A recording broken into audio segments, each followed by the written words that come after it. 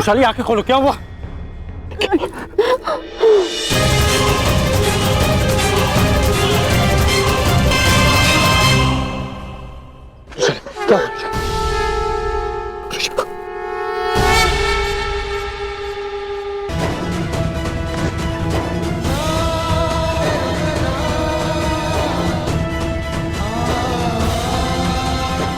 जितनी इतनी मेरी परीक्षा ले रही है। क्या तुम और वहां पांडव, मगर मैं इस परीक्षा में खरा उतरूंगा।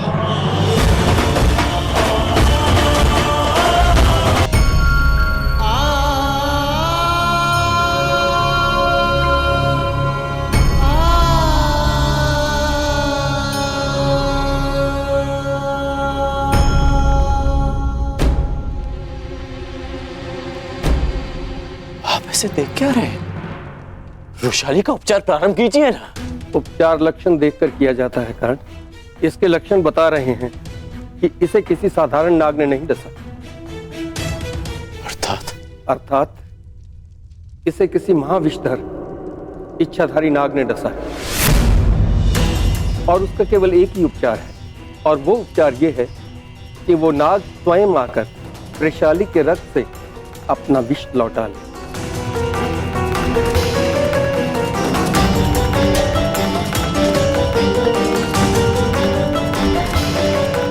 मैं 2 प्रहर तक वृषाली को जीवित रख सकता हूँ। तब तक उस नाग ने आकर अपना विष नहीं लौटाया तो मैं कुछ नहीं कर पाऊंगा। यदि ऐसा है तो आज उस इच्छाधारी नाग को अपनी इच्छा के विरुद्ध वृषाली का विष हरना होगा।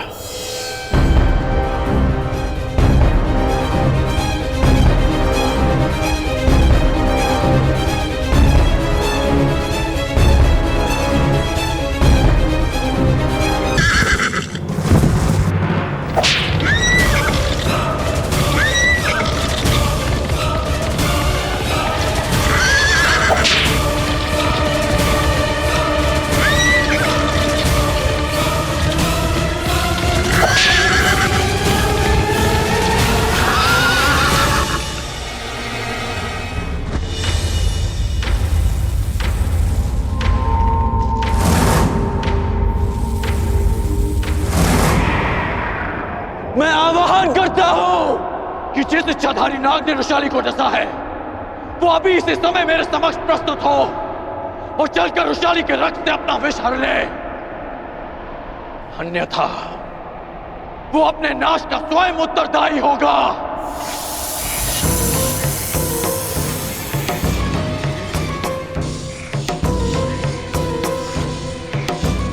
मैं अंतिम चेतावनी दे रहा हूं, अन्यथा स्वयं के साथ साथ वो अपने कुल के नाश का कारण भी स्वयं होगा।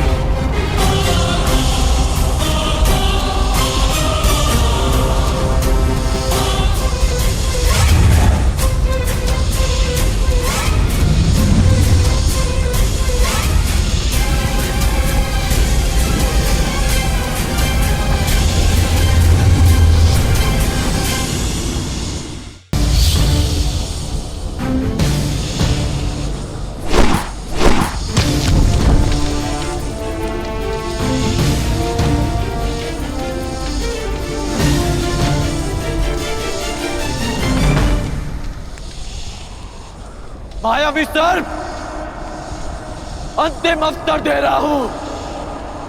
यदि तुम प्रस्तुत ना हुए तो मैं तुम्हारे सारे कुल की बलि चढ़ा दूंगा। संसार से सब जाति विलुप्त हो जाएगी।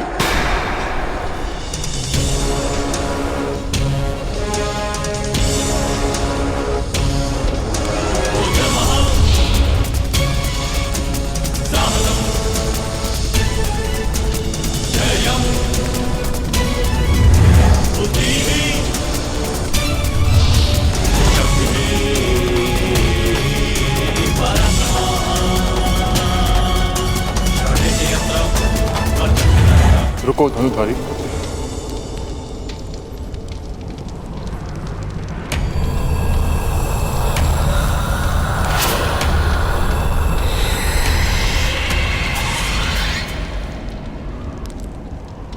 मेरे किए का दंड मेरे कुल को क्यों दे रहे हो?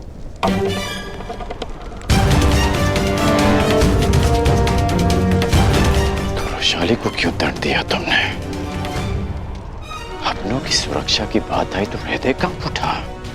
ये नहीं सोचा कि जिसे डसा उसके भी कुछ अपने हैं। अधिक समय शेष नहीं, मेरे साथ चलकर रुशाली के रक्त से अपना विष हर लो, अन्यथा अपनी आंखों के सामने अपने कुल का विनाश देखो।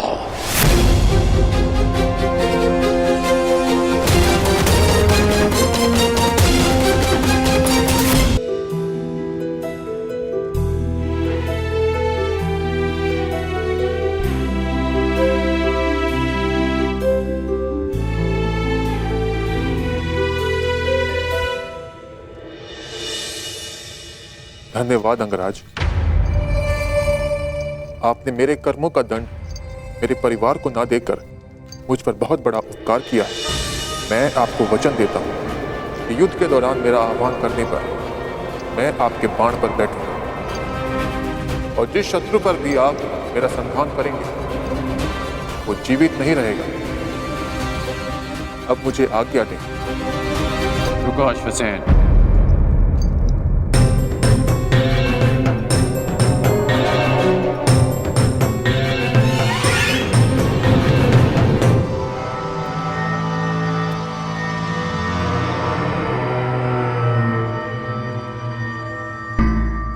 इतनी शीघ्रता क्यों है जाने की? तुम साधारण सर्प नहीं हो जो अपनी भोजन की खोज में निकला और अचानक रुशाली सामने आ गई और तुमने उसे डस लिया। और तुम्हारा निवास स्थान तो भुगत ग्राम से बहुत दूर है। तो स्पष्ट करो अश्वसेन कि तुम यहां क्यों आए थे?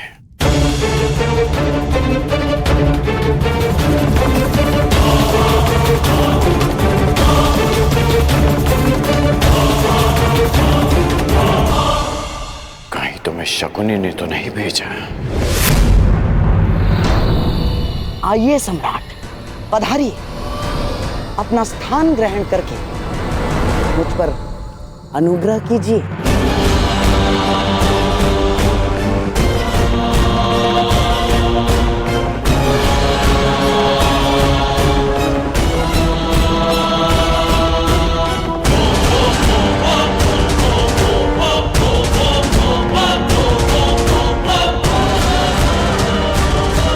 गांधार राज शकुनी हस्तिनापुर में पांडवों के विरुद्ध एक बहुत बड़ा षड्यंत्र रचने जा रहे हैं।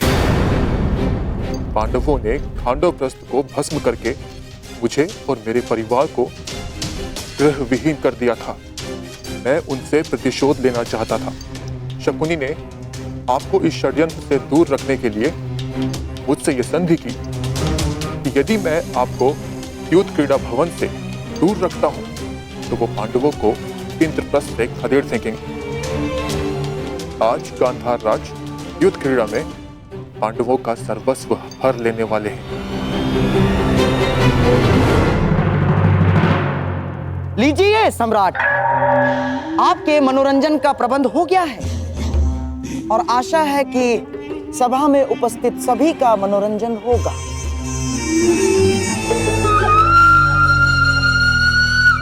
शकुनी, ना तुम मुझे युद्ध क्रीड़ा में सम्मिलित होने से रोक पाओगे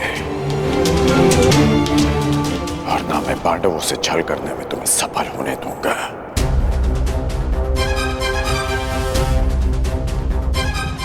यदि पांडवों को पराजय मिलेगी तो वो युद्ध भूमि में, युद्ध में नहीं। मैं मेरे मित्र दुर्योधन का नाम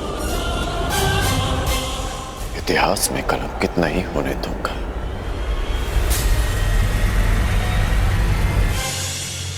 अरे साम्राज्ञी, आप अभी तक द्वार पर ही खड़ी हैं? आइए, आपके बिना तो इस खेल में आनंद ही नहीं आएगा। आइए ना। मेरे कहने का तात्पर्य यह है कि आप भी इस खेल का आनंद उठाइए। आओ मेरे भांजो, भीम, नकुल, सहदेव, धनुर्धारी अर्जुन, आओ, पधारिए, पधारिए।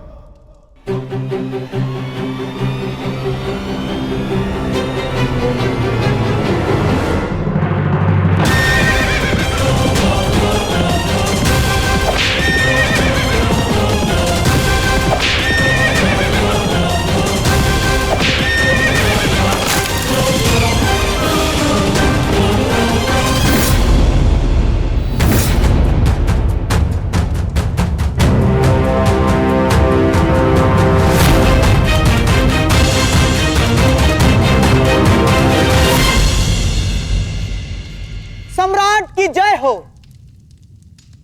सम्राट, चौसर के नियम तो आपको ज्ञात होंगे ही।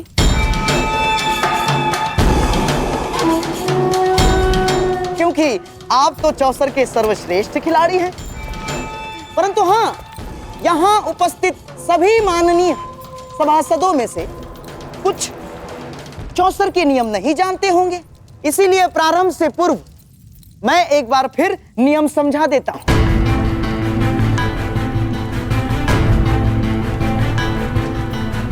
आपके और मेरे दुर्योधन के पास ये चार मेरू हैं।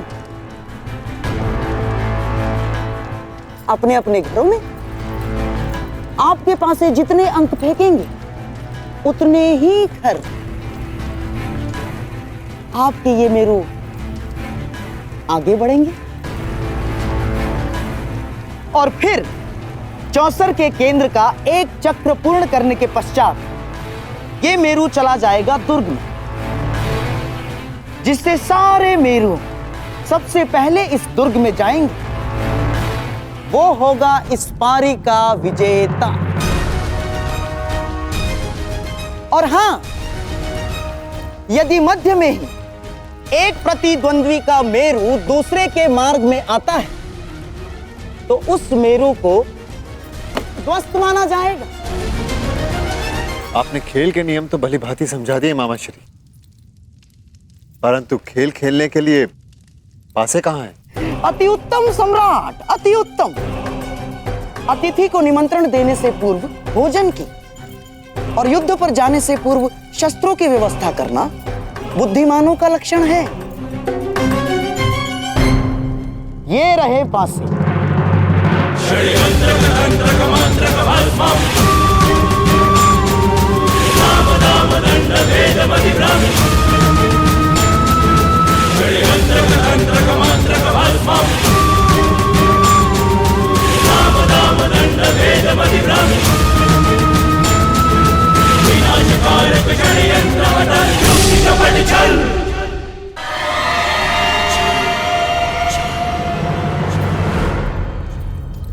ये लीजिए सम्राट, नूतन, नवीन, अभी तक एक बार भी फेंके नहीं गए, विशेष रूप से आज के खेल के लिए निर्मित हैं।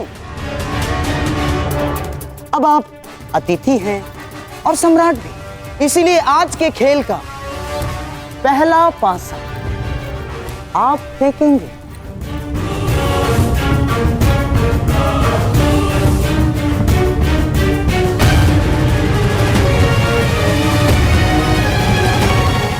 अब तनिक ये भी निर्णय कर लिया जाए कि दांव पर क्या लगेगा।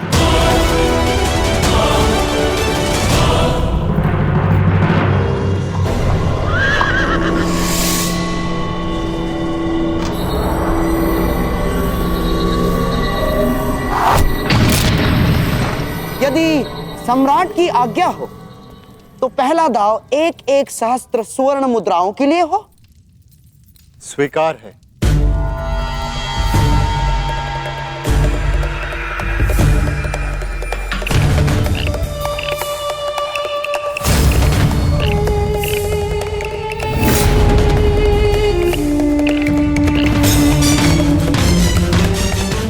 बुलाइए सम्राट।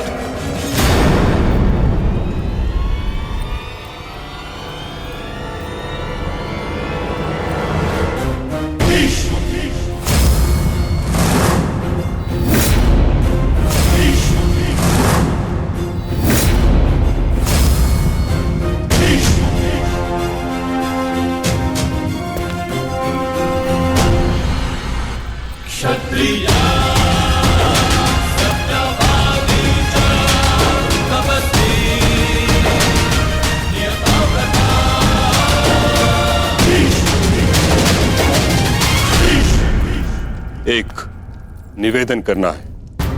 आपका आदेश आज्ञा करना है पितामह, और मेरा पालन करना। आदेश दीजिए। यदि पौत्र आया होता तो मैं अवश्य आदेश देता, परंतु खेलने सम्राट आए हैं, इसलिए निवेदन है।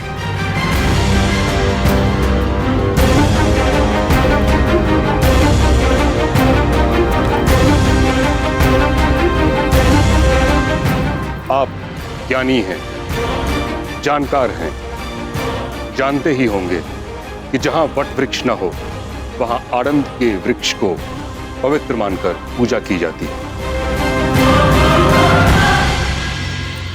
जहां गंगा न हो वहां अंजलि में जल लेकर उसे गंगा मानकर आचमन किया जाता है। उसी प्रकार हाथ में पासे लेने से द्यूत पूर्ण माना जा सकता है। यह प्रतीक यदि धर्म पर लागू हो सकता है तो अधर्म पर भी होना चाहिए।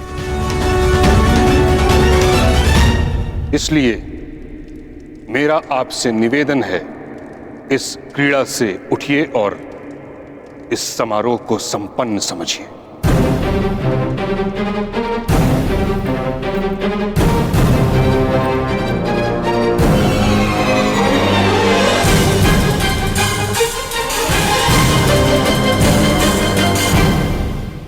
पितामह,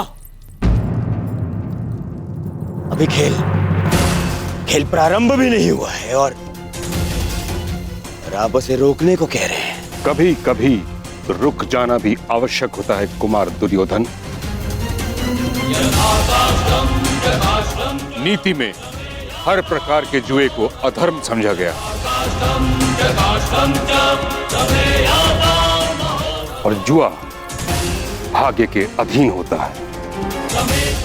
भाग्य, धर्म, अधर्म, छल, पाखंड नहीं देखता। पासा जिस ओर पड़े भाग्य उसी ओर मुड़ जाता है। इसीलिए धर्म केवल पुरुषार्थ में है।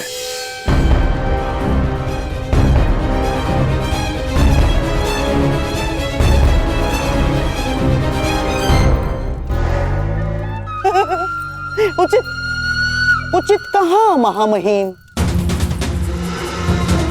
परंतु युद्ध के भांति द्यूत भी पुरुषार्थ माना गया है। जो द्यूत को पुरुषार्थ माने, मैं उसे पुरुष ही नहीं मानता गंधार राज।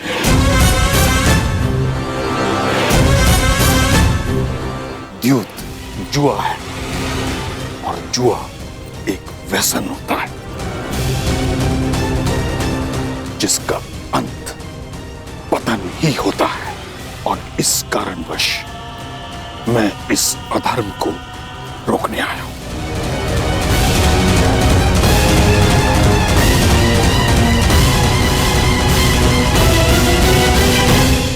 ना, नहीं महामहिम, अब आपसे विवाद कर सकने का ज्ञान मुझ में तो नहीं, परंतु इस सभा में स्वयं सम्राट युधिष्ठिर से बड़ा धर्म का मर्मज्ञ कौन है?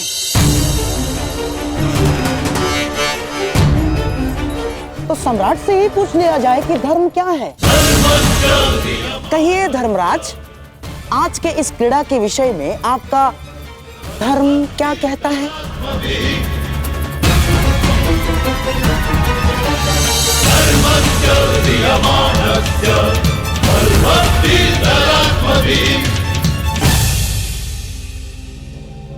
आह्वान किए जाने पर प्रस्तुत होना और चुनौती पाकर उसका उत्तर देना एक क्षत्रिय का धर्म है पितामह।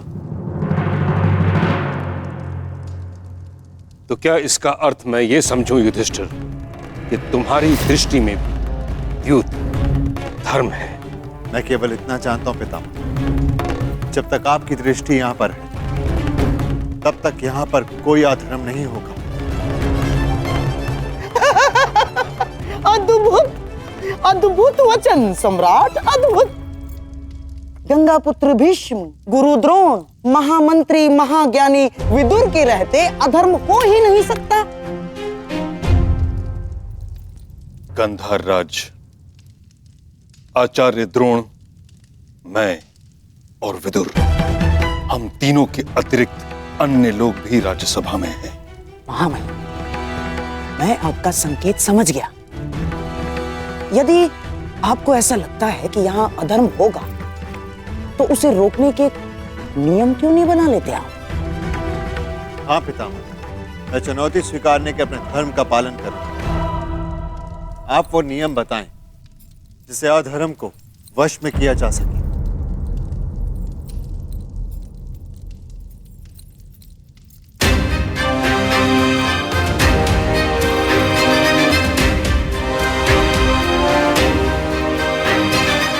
ठीक है, तो सर्वप्रथम कोई भी प्रतिद्वंदी दूसरे प्रतिद्वंदी को आगे खेलने के लिए विवश नहीं करेगा।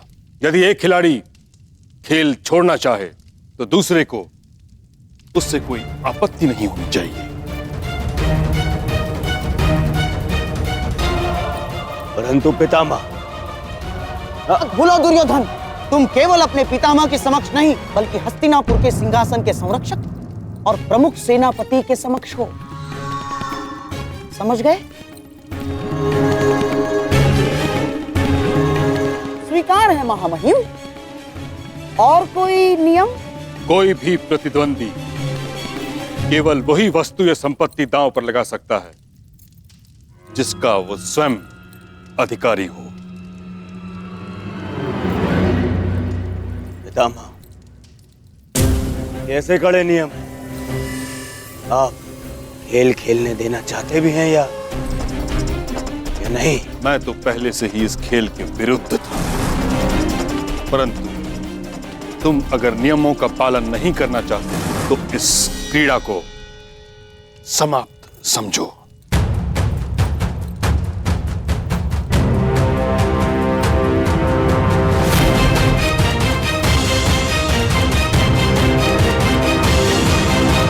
पहले से ही इस खेल के विरुद्ध था, परंतु तुम अगर नियमों का पालन नहीं करना चाहते तो इस क्रीड़ा को समाप्त समझो।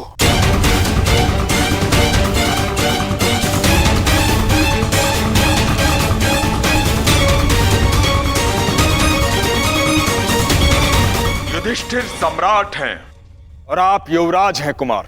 आप दोनों का पद और संपत्ति समान नहीं है, इसलिए दांव केवल उस पर खेला जाए जिस पर आपका अधिकार हो। सत्य कह रहे हैं महात्मा विदुर, और मैं इनके कथन का समर्थन करता हूं। परंतु दुर्योधन, अरे इतने महान विद्वान प्रकांड पंडित नियम बना रहे हैं तो हमें स्वीकार है।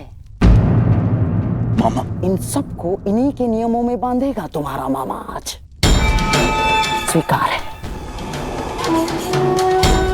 महामहिम, हमें आपके सारे नियम स्वीकार हैं।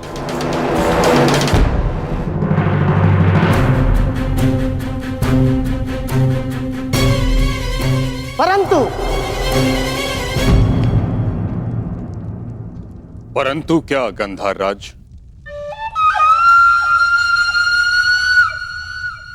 मुझे भी कुछ नियम चाहिए। पहला, द्यूत क्रीड़ा कब रोकी जानी है, इसका निर्णय दोनों खिलाड़ी परस्पर विमर्श से करेंगे। और सभा में उपस्थित कोई भी व्यक्ति द्यूत को रोकेगा नहीं।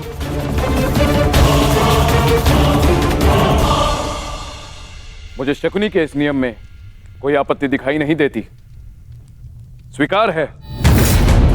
धन्यवाद महाराज। और हाँ, और एक बात, यहाँ जिस भांति नियम बनाए गए उससे यह स्पष्ट प्रतीत होता है कि महानुभाव के मन में यह विश्वास बैठा है कि मैं यहाँ कोई छल करूंगा। इसीलिए मैं चाहता हूं कि जब तक द्यूत क्रीड़ा चलेगी, सभा स्थल को छोड़कर कोई नहीं जा पाएगा।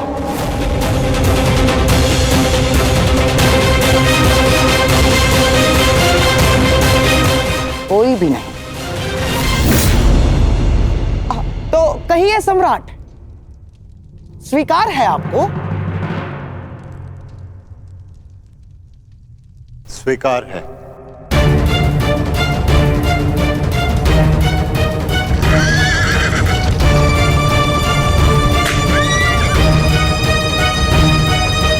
ठहरो,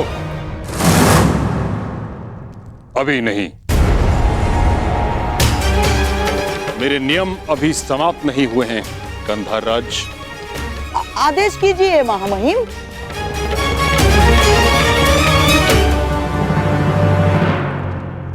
इस सभा में स्त्रियां प्रस्तुत नहीं होंगी।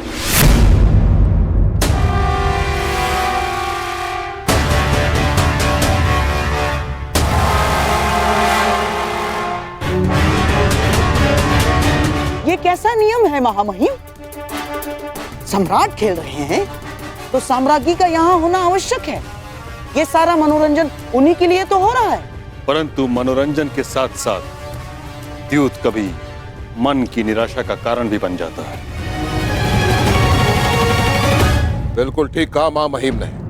और वैसे भी शास्त्रों के अनुसार एक स्त्री केवल और केवल अपने पति के साथ ही चौसर खेल सकती है और किसी के साथ नहीं। और यदि ऐसा न हुआ तो मैं सर्वप्रथम इसका विरोध करूंगा। ठीक कहा गुरुद्रोण ने। जुए में लाभ, हानि, जय, पराजय होती ही है और हानि का सबसे अधिक दुख स्त्रियों को होता है। जब ये मनोरंजन के कारण है तो किसी को दुख क्यों दिया जाए?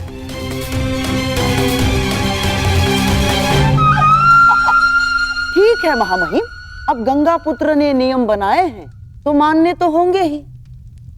ये भी नियम स्वीकार है।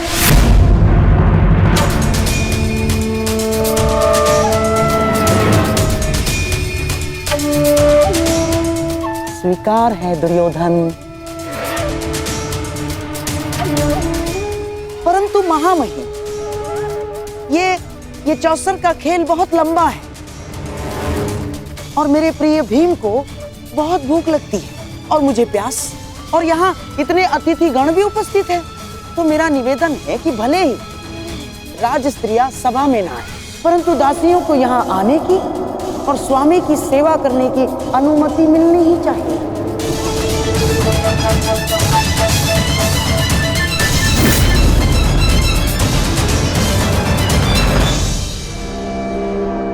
ठीक, दासियों पर यह नियम लागू नहीं होगा।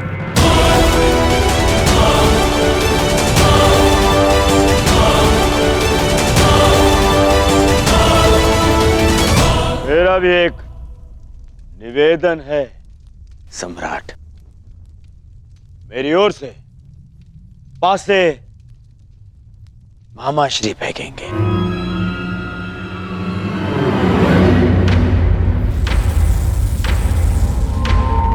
क्यों दुर्योधन, पराजय से भयभीत हो?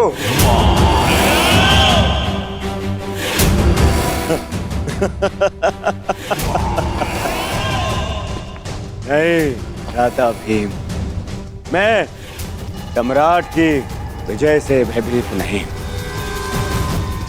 परंतु क्या करूं, इस समय मेरे हाथ पासे फेंकने के सक्षम नहीं है।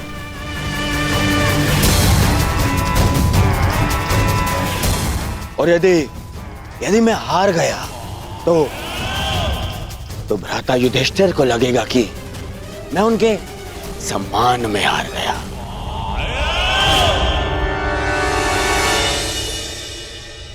परंतु क्या द्यूत में यह नियम है कि पासे कोई और चले?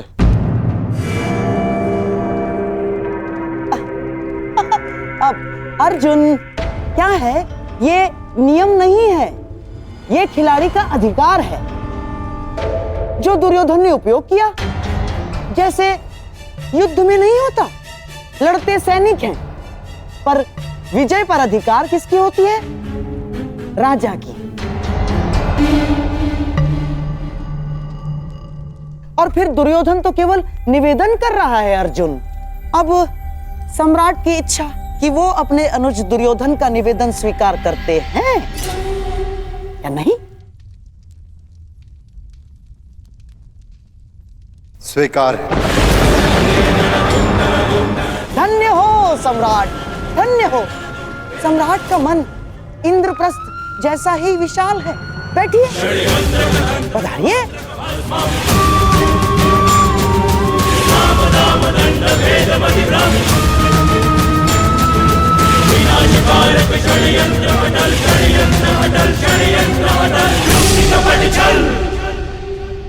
अब मेरा राज स्त्रियों से निवेदन है कि वो अंतःपुर की ओर प्रस्थान करें।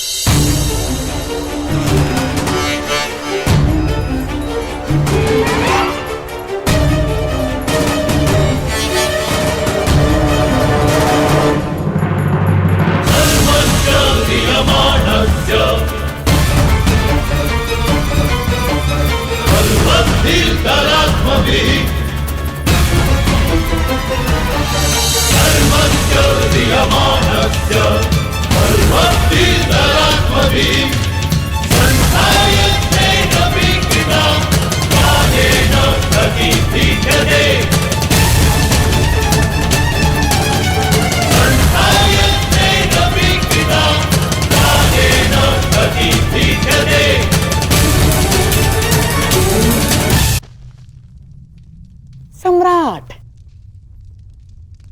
खेल प्रारंभ करें।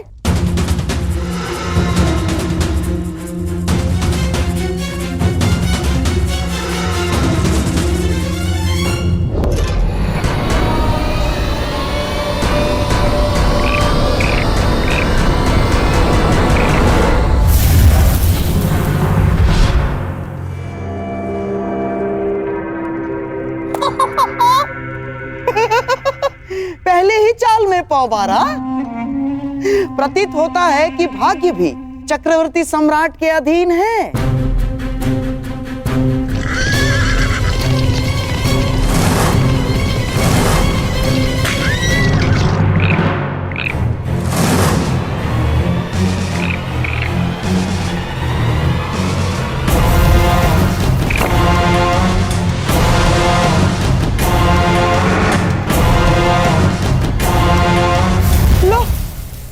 भाग्य तो पलट गया।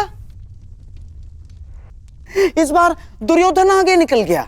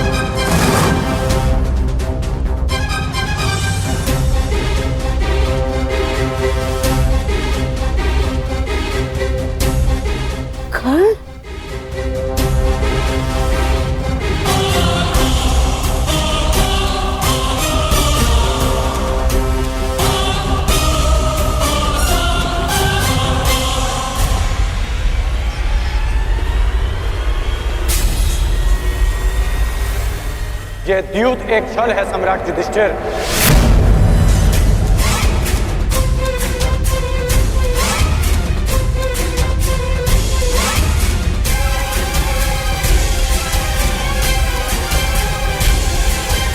और गांधार राजद्यूत में आपका सब कुछ छीन लेना चाहते हैं।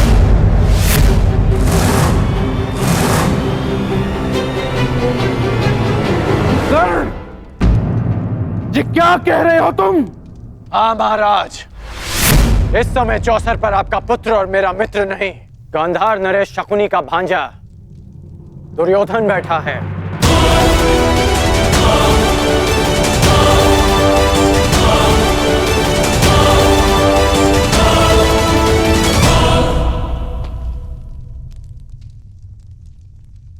मित्र, रुक जाओ मित्र, अभी भी कुछ नहीं बिगड़ा। हर कर्म के अपने फल होते हैं मित्र, हर क्रिया की प्रतिक्रिया होती है। हम वही काटते हैं जो हमने बोया है। और तुम कुछ ऐसा मत बो देना मित्र जिसका दुष्परिणाम भविष्य को काटना पड़े। सच्चा मित्र सिर्फ वो नहीं होता जो हर मार्ग पर आपके साथ चले, बल्कि सच्चा मित्र वो होता है जो आपको कुमार्ग पर चलने से रोके। अद्भुत अंगराज, अद्भुत। अपने मित्र के विरोध में जाने को तुम मित्रता कहते हो?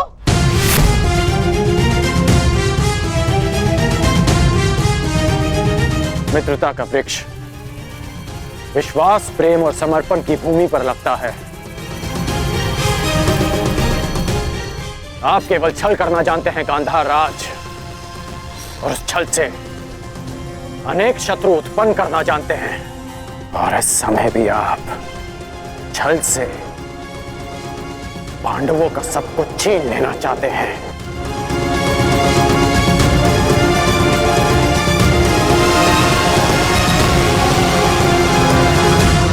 छल से पांडवों का सब कुछ छीन लेना चाहते हैं। वाह अंगराज, वाह। अब मैं इसे क्या कहूं? महान मित्रता या फिर सबसे बड़ा मिथ्या आरोप? ध्यान से देखो इस चौसर को अंगराज। सम्राट युधिष्ठिर दुर्योधन से सब कुछ जीतने से केवल एक पग दूर है। तुम्हारा ये परम मित्र दुर्योधन अपना सब कुछ हारने की सीमा पर खड़ा है, और तुम मुझ पर और दुर्योधन पर छल का आरोप लगा रहे हो।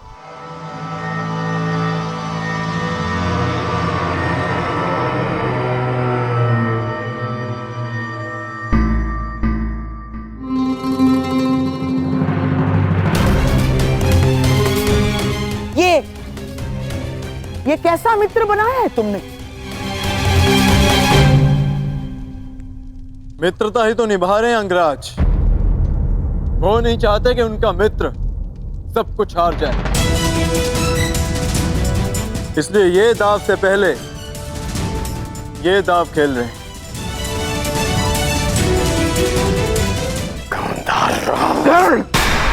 ये क्या कह रहे हो तुम? इस भांति राजसभा में आकर किसी पर लांछन लगाना सही बात नहीं है अंगराज। यहां सबके समक्ष खेल हो रहा है, कोई छल नहीं हुआ है। अब प्रलाप बंद कीजिए और शांति से अपना स्थान ग्रहण कीजिए। यहां मुझ पर सबसे बड़ा उत्तरदायित्व है, मेरे दुर्योधन को इस हार से बचाना। चाहिए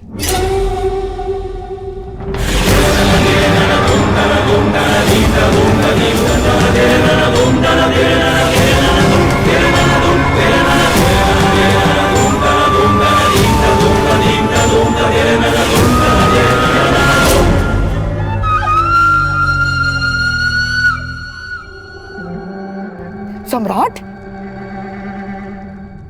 खेल प्रारंभ किया जाए।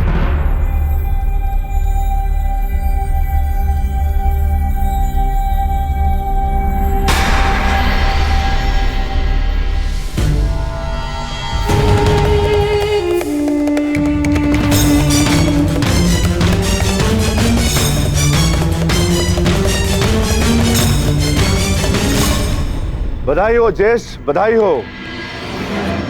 आप विजयी हुए। अब बताइए अंगराज, क्या ये छल है?